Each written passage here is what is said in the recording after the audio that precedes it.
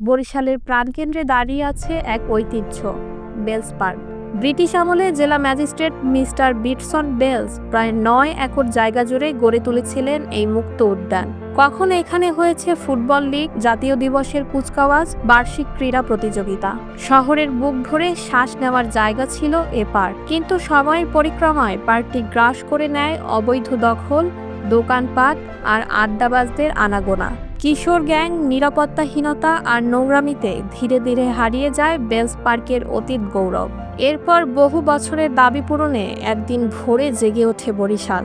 শনিবার রাতভর অভিযান চালিয়ে নগর প্রশাসন বেলস পার্ক থেকে উচ্ছেদ করে সব অবৈধ স্থাপনা। পরদিন সকালে পার্কে হাঁটতে আসা মানুষদের চোখে মুখে ছিল স্বস্তি আর আনন্দ।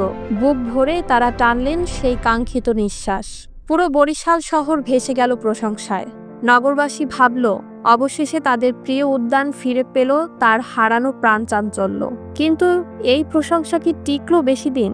না, মাত্র ১ সপ্তাহের মধ্যেই ভেঙে গেল সেই স্বপ্ন। আবারও পার্কের চারপাশে গজিয়ে উঠল অবৈধ দোকান, ফুটপাত দখল করে বসে গেল ফুডকার্ট।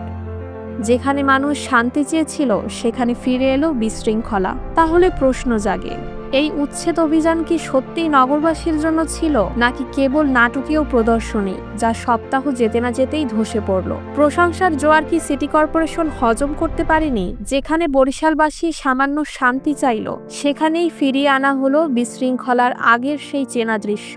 নগর প্রশাসনের এই ব্যর্থতা আজ বড় প্রশ্নচিহ্ন। উচ্ছেদ যদি টেকসই না হয় তবে তার মানে কি? কেন মানুষকে আশা দেখানো হলো, আবার হতাশার অন্ধকারে ফেলে দেওয়া হলো? বরিশালের বিনোদন কেন্দ্রগুলো কি কেবল রাজনৈতিক ছত্রছায়ায় অবৈধ দখলদারদের দখলে থাকবে? স্বাধীনতা পার্ক, মুক্তিযোদ্ধা পার্ক, বিবি পুকুর পার্ক, সব জায়গায় একই গল্প। বরিশালবাসী চেয়েছিল শান্তির নিঃশ্বাস, সবুজের আলিঙ্গন আর নিরাপদ হাঁটার পথ। কিন্তু উচ্ছেদের নামে এই নাটক আজ নগরবাসীকে শিখিয়েছে একটাই শিক্ষা: অস্থায়ী প্রদর্শনী দিয়ে শহর বদলানো যায় না। প্রয়োজন পরিকল্পনা, প্রতিশ্রুতি আর দৃঢ় বাস্তবায়ন।